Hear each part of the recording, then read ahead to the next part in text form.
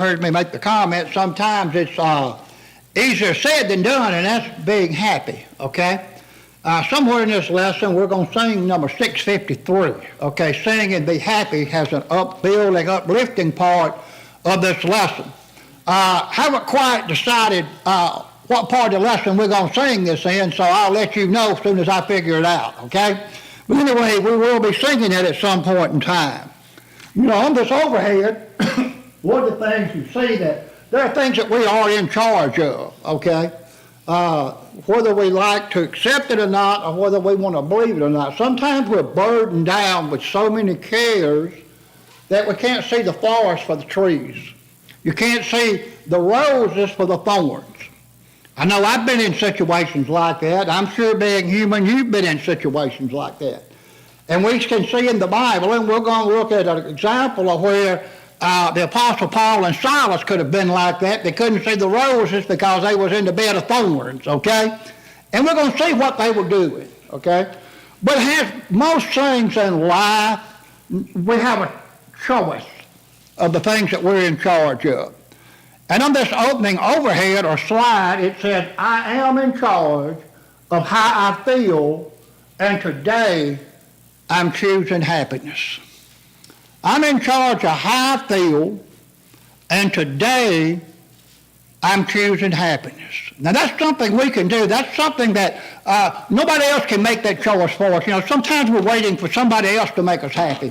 And I can tell you from last experiences, and I'm sure you know this as well, if you're waiting for somebody else to make you happy, you're going to have a long wait, aren't you? A lot of times, okay? But if you find a person that's already happy, and you're a happy person, then Greg, you can make merry together, okay? That's M-E-R-R-Y, together, okay? So we find that we have a choice in this. We can choose whether we're going to be happy today, whether we're going to be sad today. And that's not to say that in order to achieve that happiness, maybe we're in such a state of mind where we're going to have to sit down and formulate a plan to get us back to that state of happiness, okay? It's not going to be a magical wand that's probably going to come down and hit us on the top of the head, okay? Because maybe there are things in life that we thought were the right decision that might not have been the right decision. Well, that's not going away, is it? You know, we'll have to make sure that goes away. One of the things in processes, and Daniel can attest to this, at least what they used to teach us a lot of times when you're studying processes in manufacturing, so a lot of times to see what the root of the problem is, the first thing you got to do is get rid of the background noise. Sometimes that's all the chitter-chatter, oh, it's this, it's that, it's that, it's this, it's that, it's that, and so you go there, you got to get rid of the background noise so you can actually see the root of the problem, okay? And we know at times we've had to do that in our lives, haven't we? We've had to get rid of the background noise so we can see what the problem really is. And so that's not to say that we won't have to work at this a little bit, okay? It's like a lot of things. Guess who wants to make sure we're not happy? The devil. He wants to make sure of that, okay? So there's a challenge there. We're going to have to overcome the influence of the devil. No problem or situation was ever answered or found a solution to by someone doing what? What's the use? That the devil would have. That's going to keep you in that situation, isn't it? Or whatever it may be, okay? So that's not an answer to any problem or situation. Working toward happiness. Sometimes just, oh, what's the use? Well, the devil's winning, isn't he? Okay? So God is here to help us to be happy, to be in that state of happiness. So, you know, when you look at it, what about happiness? What's some thoughts on happiness? What about some of the definitions of being happy? Well, it's a state of well-being and contentment. Joy, okay? Rejoicing. I was not brought up into depression. My daddy and those of you that, your grandparents, a lot of people were that came up into depression. One of the things I used to hear Daddy say that you don't hear anymore was, when you go down the street or you're going down the road, you used to hear the women in the kitchen singing. Men would be in the fields working, singing. They were happy. They were rejoicing. They were thankful for what they had. And, maybe there's a passage of Scripture that we can look at here in just a minute that echoes that thought. What about happiness being a pleasurable or satisfying experience? I think we've experienced that. Maybe we got to see some grandeur of nature and we just stand there in awe of it and the majesty of God. Now, that's a wonderful experience, isn't it? It brings peace, doesn't it? It brings hope. It shows that God is, okay? And so we find that when we look at this thing, a state of well-being and contentment, a state of joy, a state of rejoicing, a state of bliss. Maybe this passage of Scripture, 1 Timothy 6 through 8, would fit in here. Let's just see what Timothy said in 1 Timothy chapter 6. Notice what he says here. But godliness with contentment is great gain. Now, you can underline contentment there. That's a part of happiness, is being content, isn't it? He says that is great gain, to be content with those things that you have. One of the things that Jesus taught the soldiers there in his ministry was he told them to be satisfied and content with their wages, didn't he? Okay? That's the first step to being happy, is to be content.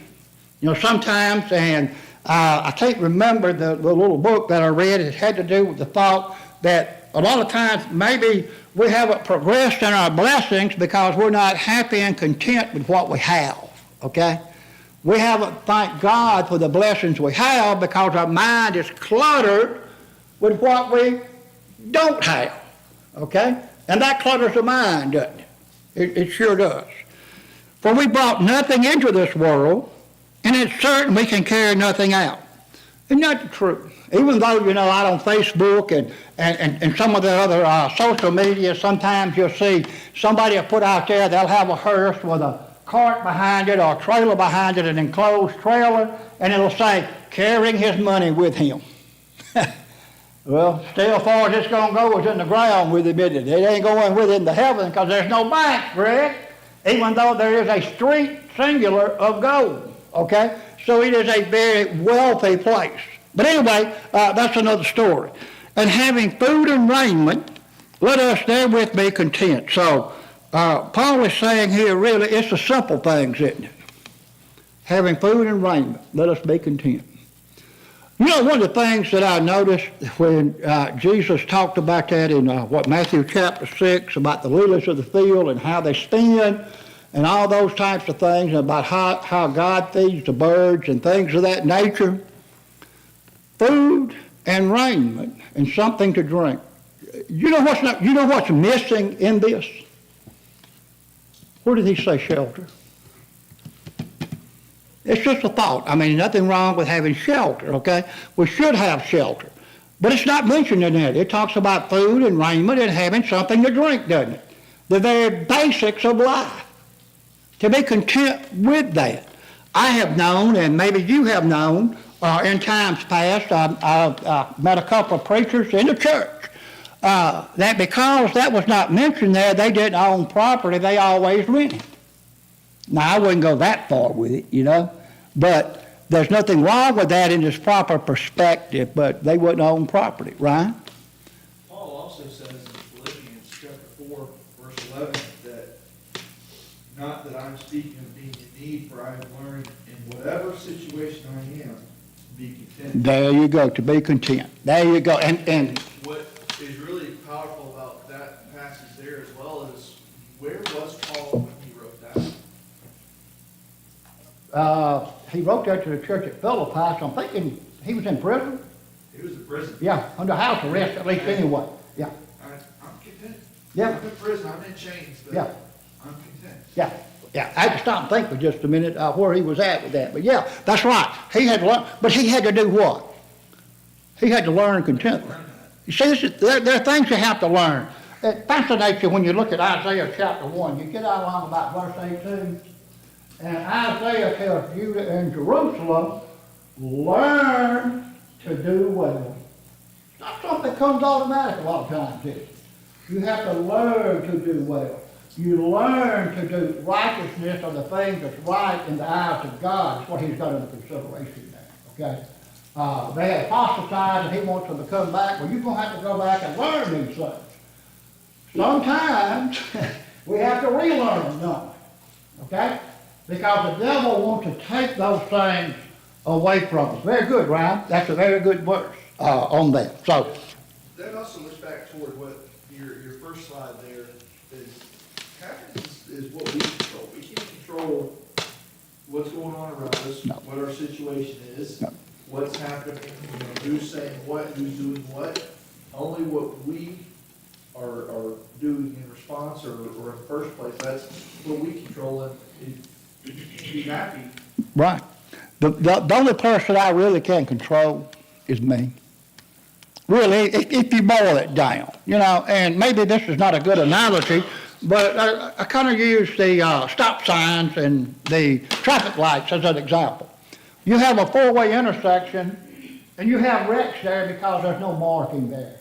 You assume that people are going to be looking out for each other and out of courtesy let each other go, right? But you have wrecks there, right? Well, you go and you put a four-way stop sign up. Well, that does help, doesn't it? It improves the situation, okay?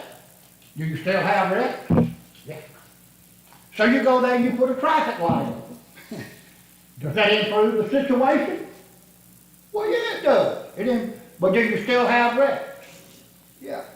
Now you go there and you've got the traffic light, and you've got the little marker flashing in the traffic light to wake you up, and you got the rumble strip to shake you up, if you're on your cell phone or whatever, to make you realize, hey, you're coming up on this intersection, right? Does that help? Yeah, sure does. All that helps, doesn't it? Do you still have wrecks? Yeah. You know why? Guess what they can't control? The person behind the wheel of the car. Guess who's in control of that car? You are. Okay? So, and it's kind of like you control what you can control, and that which you can't control, there's really nothing you can do, is there? Now, I'm not saying that sometimes you don't get involved with people. I'm not saying that to try to help people, to try to teach people, to try to educate people. But the bottom line is, you can't force anybody to be baptized. If they're forced into being baptized, you have to ask the question, what good has it done? And, you know, sometimes I wonder if some of the problem that's going on in some of the churches, of course we don't have it here, that I'm seeing is a lot of that from hype preaching where they baptize people left and right, but then that's the end of the situation, and you got to ask yourself what's going on there, okay? But anyway, that's another story. Very good, Ryan. To be happy. Be happy in the Lord, and he will give you the desires of your heart, the psalmist said. So be happy in the Lord. Now, I know there are motivational speakers out there in the religious world that would take that statement, if you happy in the Lord, Jeff, he's going to give you a Cadillac. That's totally out of context. That's not happening. He's talking about spiritual happiness, a peace of heart, a peace of mind, a rest that one can only know of being in the Lord, right? So the psalmist David said a lot here, being happy in the Lord, and he'll give you the desires of your heart. So it's a very important statement to make. Even though, here again, I may even have some of it at the house. I know there's motivational speakers that will use that to, on a worldly side, in churches and in seminars and in auditoriums, the Lord's going to make you wealthy. All you got to do is follow him, Daniel. They better give me book, chapter, and verse on that, because it looks like to me Paul and Silas and Timothy and Mark and all of them, their problems really started when they began what? Following the Lord, didn't it? Because it's not a worldly peace, is it? It's a spiritual peace, okay? Any of your brethren got any comments on this? Just speak up. A happy heart is good medicine. Brother Leroy Brownlow, in one of his books, A Merry Heart is Better Than Medicine is an excellent book, and if you haven't ever read it, or I know it's no longer in print, you may find one on eBay or someplace like that, but it's a very good book about a merry heart. He was a member of the church. He wrote several books. This was one of them. One of the books he wrote is Why I'm a Member of the Church of Christ, and interesting story about that. There is a member of the church. Anyway, his folks was having some trouble, and they wound up going to a psychiatrist there in Montgomery, and one of the things the psychiatrist did before they left, he gave them this book about why I'm a member of the Church of Christ. That was the issue they was having within the family, okay? So I thought that was pretty good, you know? So, but anyway, it's an excellent book. This thought is kind of taken from it, but really we're more interested in not Leroy Brownlow's book, but the book of the Bible. Proverbs 15, 13, 14, and 15. Daniel, have you got that? I know I didn't say I was going to call on you, but yeah. Proverbs 15, 13, 14, and 15.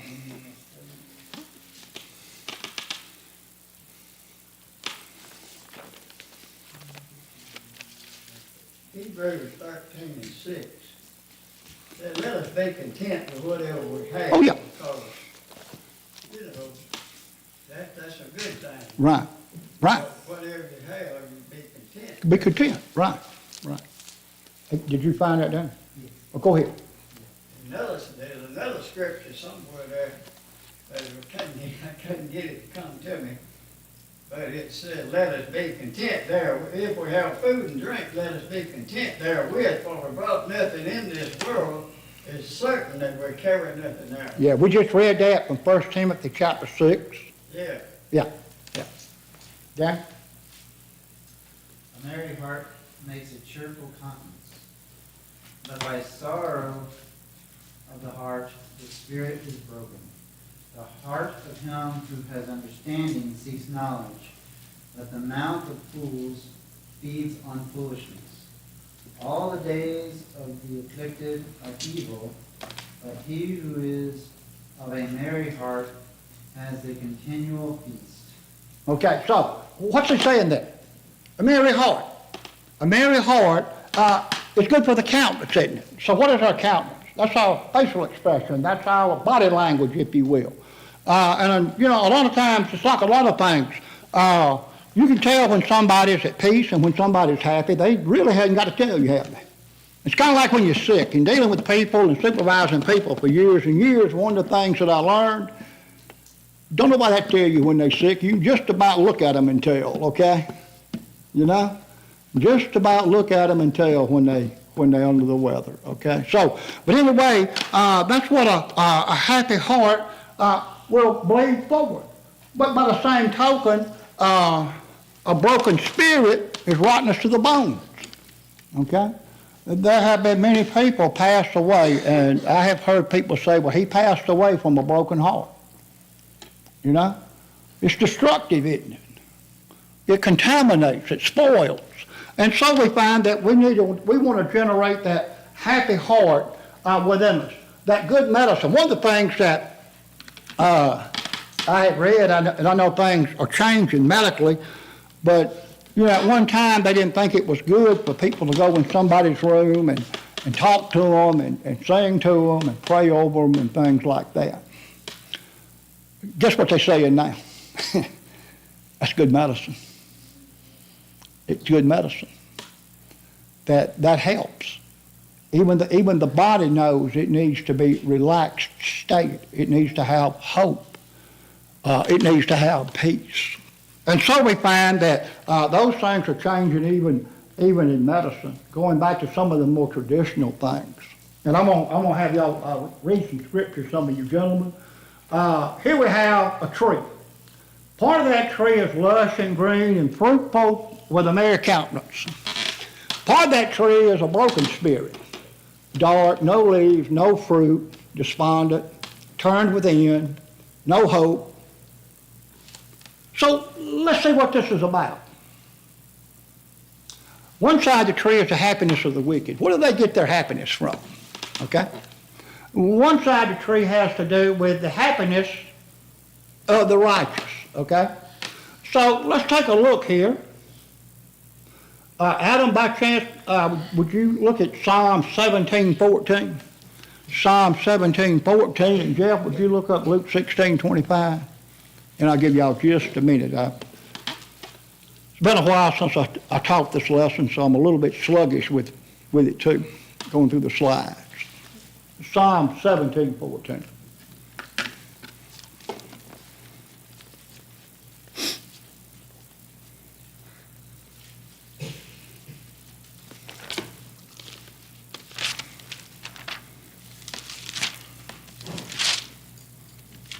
Have you got it out? Okay, go ahead.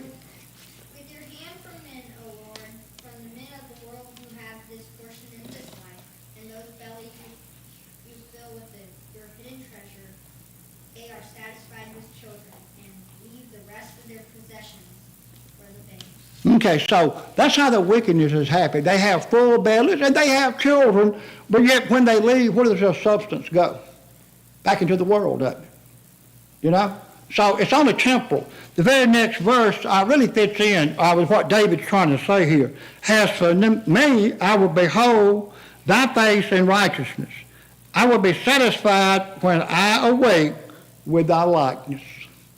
So that's where the happiness is found at. These men here, they have their portion in this life, don't they? And a lot of times, you know, someone may ask, well, why is that? Well, that's the way of the world. That's the way of going after things that are of the world. But in reality, you find very few people are happy with that. You read some of the profiles on some of the entertainers that maybe we like to esteem as on high, some of the people like that. Some people are very wealthy. When you pull it all back and you pull the tinsel off, a lot of those people are not very happy, are they? Not very happy at all. So anyway, we find that the happiness of the wicked, they do have their portion. Luke 16:25.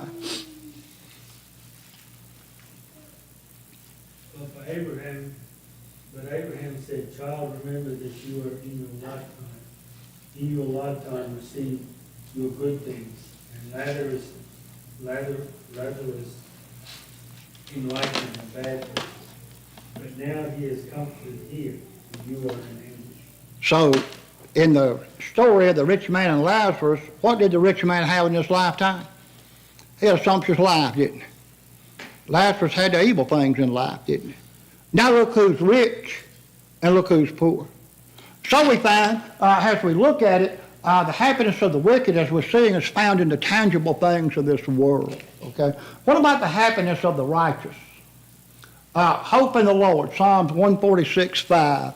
Ryan, do you have that?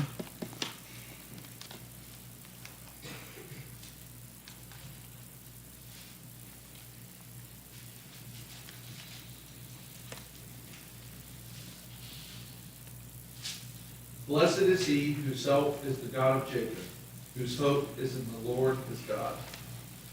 So where are the blessings found? Whose hope is in the Lord thy God. That's where the blessings are found. The true blessings are found. Timothy, I'm going to have you read Psalms 52:7 here in just a second. Would you turn there? And I'm going to read Job 21:13. I'm going to have to move on with this. It's time is quickly getting away. What did I say? 21:13. I think I'm going to start at verse 7. Well, when you look at this, it looks like Job is looking at the apparent injustice, about how the wicked prosper, okay? But do they really prosper? Wherefore do the wicked live, become old, yea, are mighty in power.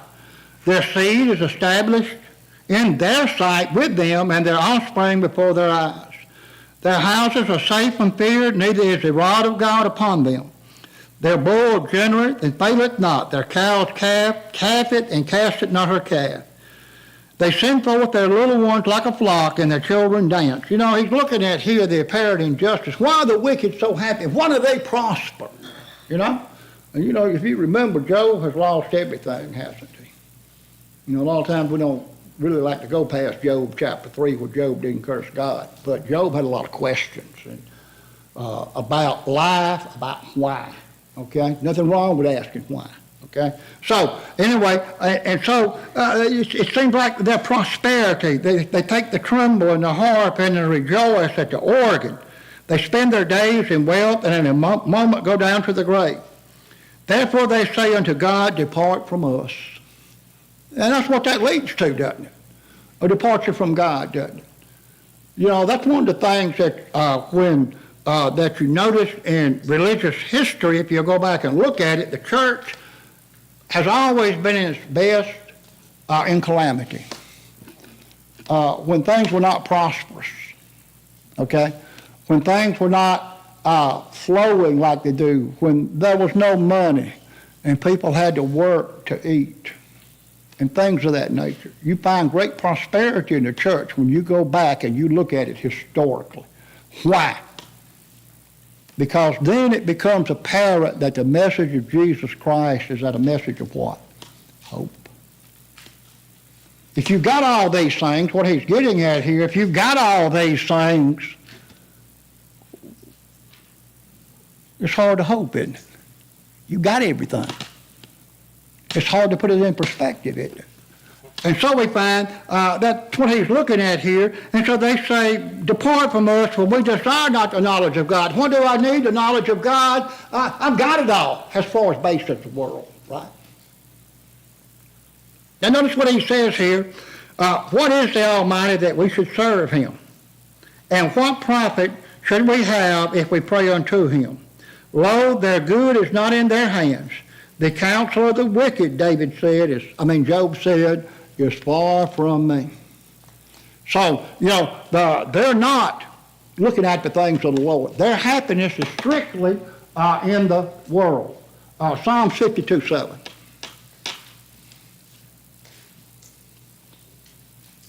this is the man that made not God his strength, but trusted in the abundance of his riches, and strengthened himself in his wickedness. So here we have the man, lo, this man that made not God his strength, and in the abundance of his riches and strength himself in his wickedness. And that's what they wallow in it. That's what I've done. They've done. It's kind of like the rich man, isn't it? The rich farmer. And we may get to him. I'm going to have to move on. So this help is derived from God. This is where the happiness of the righteous comes from. It's from God. And we just read this, Job chapter 21 and verse 12, vain pleasure. There's vain pleasure in these things. You know, it's kind of strange when you kind of look at things that people find satisfaction in, and they think, well, I'm just going to do this one time, and then, you know, it's kind of like the stages of getting to be an alcoholic. It maybe starts off with a beer every once in a while, doesn't it? Well, you find that alcohol is a drug, so what does it do to the body? Relaxes it, doesn't it? It does. It relaxes the body, makes your mind kind of float out, and, you know. Well, maybe another one not going to hurt, Jeff. And then you got to have another one because after a while that no longer takes effect, does it? And then you turn to something harder. You turn to whiskey, don't you? And vodka. It's the same way with drugs, isn't it? You can take drugs with a prescriptive off the street, and over a period of time, what does the body do? It gets kind of immune to them. It takes more, and it takes more, and it takes more, and it takes more. Well, the next thing you know, you've destroyed yourself. So what he's saying here, there's vain pleasure. Isaiah chapter 5, that was one of the things that Isaiah, had against Judah and Jerusalem, wasn't it? They had become a wild grapevine, even though God had planted and wanted a structural, well-preserved grapevine. Anyway. But what did he tell them? They had went off in such deep apostasy, they found pleasure in vain. It's a very powerful story there on that. So, with that, pleasantness in nature. We find that there is pleasantness in the nature of God. You can derive a lot of pleasure in doing the will of God. What about Paul and Silas? Does it sound like they were miserable people? You know, Paul had what we would say, by today's standards, he had the world in the palm of his hand. He was a Pharisee of the Pharisee. You know what that means? He had a status in life. And Greg, if you got a status in life, usually you got pretty good pay, had okay? Paul had it going on, didn't he? But on the road to Damascus, what did Paul find out? He was fighting against God, didn't he? He was fighting against God. So Paul's life took a 180-degree turn. And in a sense, Paul went from being rich in the status of the world to being poor in the Lord, didn't he? But he found great satisfaction in that. Him and Silas. Notice what it says in at midnight. Paul and Silas prayed and sang and praises God, unto God, and the prisoners heard them. What if they had went in there with a broken spirit? That revival would have broke out in that jailhouse. What if they had went in there, feet shuffling the floor, heads down, mumbling, I don't know why the Lord put me here like this. I get out of this, I'm going to the house. I ain't coming back to this old place. What if they had went in there with that attitude? Would there have been salvation for the Philippian jailer? No. No, it'd been just like anything else, been just like anybody else in the world. So a great revival broke out in that prison because of the attitude that Paul and Silas chose to have. Could it went the other way? Oh yeah. Yeah, they had a choice in the matter. Yeah, you sure could have. What about the farmer in Luke chapter 12? Had an abundant crop, nothing wrong with him having prosperity. The problem he had was he didn't give God the glory and thanks for it, did he? And so all he was concerned with was my barns. I'm going to build me bigger barns and my crop. And look at what I done. Okay? Didn't give God the glory. And so what happened to that rich farmer? He died, didn't he? Now whose things is this going to be? You know? It's a pretty sad story when you go there and look, you know, about that rich farmer. And his attitude. It was his attitude that got him in trouble. About the whole matter, about the prosperity. He could have been just like this farmer, couldn't he? He could have been there, and he could have been happy and rejoicing that, hey, look at what the Lord done and all like this. But no, his happiness was in something else, wasn't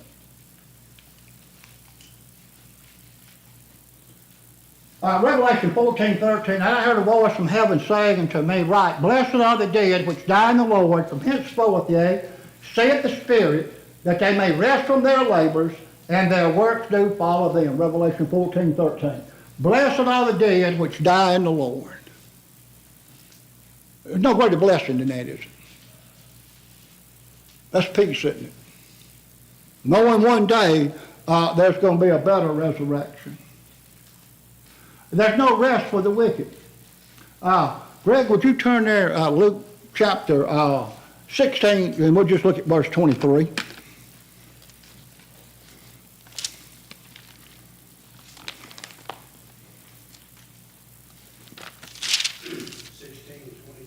Uh-huh.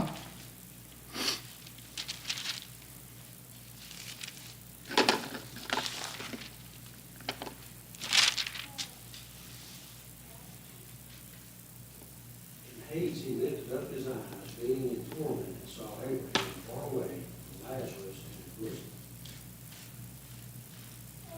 bosom. Yeah, that's okay. So, I'm not going to read the whole thing with time is running out on us, but thank you. So what's the setting here? The rich man, he lived sumptuous, didn't he? Lazarus didn't. What happened to the rich man? He let his treasures of this life do what? Overtake him, didn't he? He got focused on the wrong thing. And in torment, he lifted up his eyes. Boy, what a shocker. To leave this world without God, without Christ, and open your eyes and you're in torment. Boy, that's a rude awakening, isn't it? Big time. Big time rude awakening. when you look at it. And there's no rest in torment, tormented day and night. And still waiting for the judgment. Okay, the eternal punishments, still yet to come. That's only step one. Maybe I do a lesson sometimes about that. So what does Revelation chapter 14, 9 through 13 tell us? Notice what it says here, beginning at verse 9. And the third angel followed them, saying with a loud voice, if any man worship the beast in his image and receive his mark in his forehead or in his hand. Now this beast here happens to be the governmental power that is in authority that is being used by the religious world, i.e. what we would later call Catholicism, okay? It has to do with that, okay? The same shall drink of the wine of the wrath of God, which is poured out without mixture into the cup of indignation. And he shall be tormented with fire and brimstone in the presence of the holy angels and in the presence of the Lord. And the smoke of their torment ascends up forever and ever. So how long is that torment when this point is reached? Forever and ever. They have no rest, day or night, who worship the beast in his image and who received the mark of his name. Now, I'm going to tell you something about this mark. That usually comes up, and there's a whole lot of thought out there, but I want you to think about something. And this is just a side. Don't you just think about this for a minute. When you're dealing with that religious structure of the world, there's a mark all those people have. They may not know each other. They don't speak the same language, never seen each other, but they identify.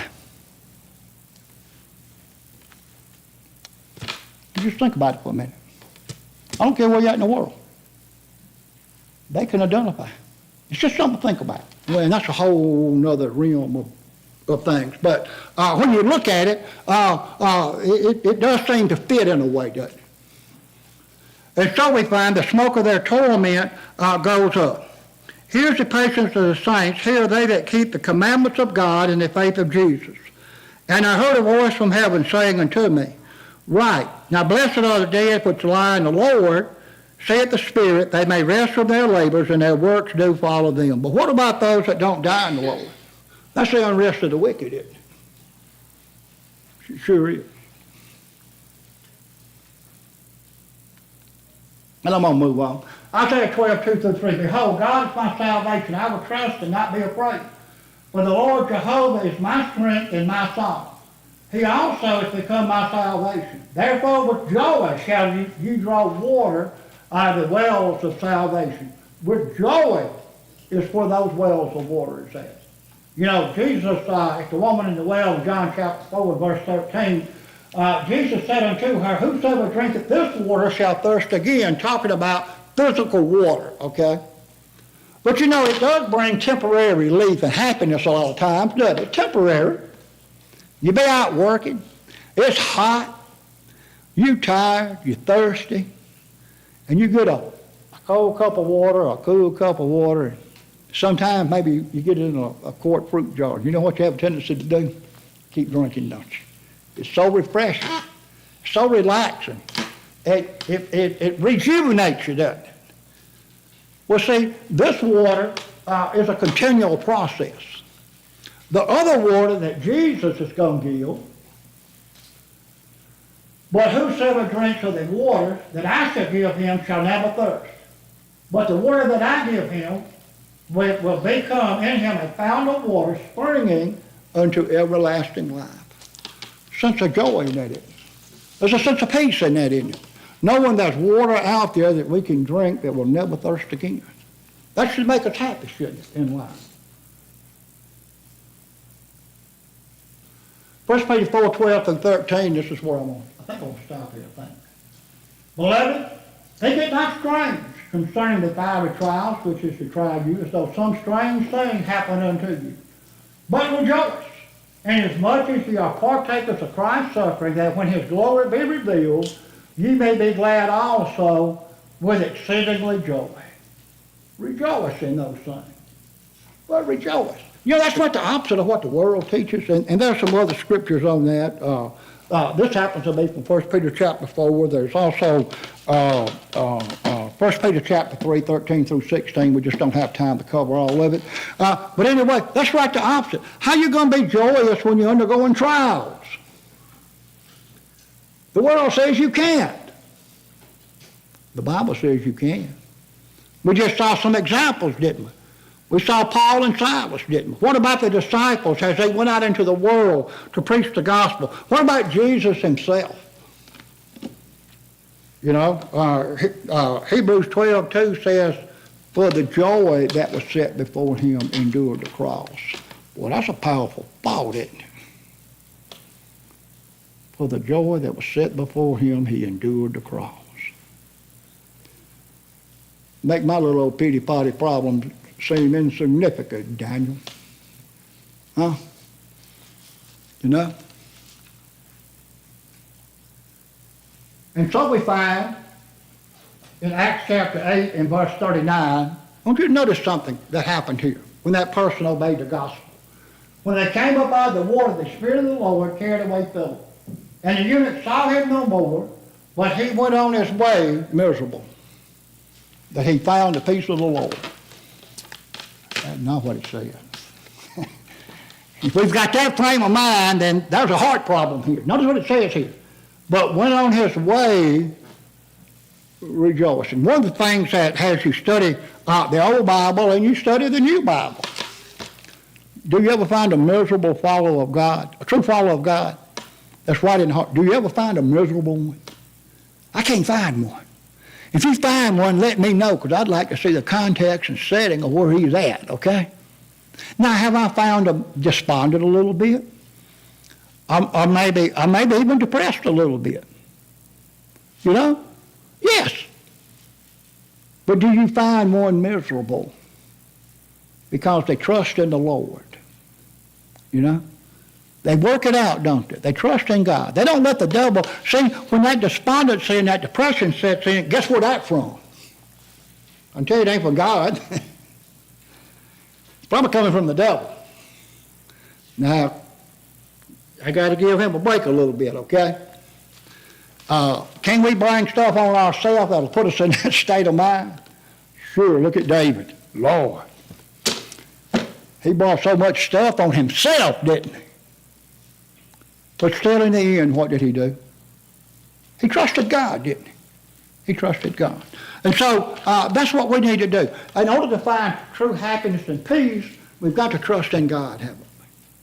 We've got to trust in Jesus. We've got to go back and look at these examples of what they went through and look and see how they handled those situations. And they came out on the other end rejoicing. Being in prison, I'm going to tell you something now, that wasn't no federal prison there, wasn't it? There might be some of them still around here or over in southern Mississippi, but when you get locked up in them places, you locked up. Dirty, nasty, cold, damp, full of disease, rats, cockroaches, bad place. And you haven't been beat before you got there and you're put in stocks. Pretty bad place. But what were they doing? Singing and praising and giving God the glory because they got to suffer a little bit like Jesus suffered. Boy, that's a frame of mind, isn't it? Now here again, I said some of this is easier said than done, right? You have to work at it, don't we? You know? We have to work at it. We have to work through these things. And if we're doing it in the Lord, it'll all work out. It'll all work out. How long did it take Abraham to go from when he was called until the time he was able to pull that knife out of that sheath and was going to slay the promised son? Remember when we went through that in the book of Genesis? 50 plus years to get to that point. Did he have to work at it? Oh, that was some stumbling blocks with it. But he kept on. He kept moving. And look what happened. Became the father of the faithful. So with that, Adam, if you're ready to lead us in singing, we'll go ahead and do that, and that's the end of it. Okay. All right.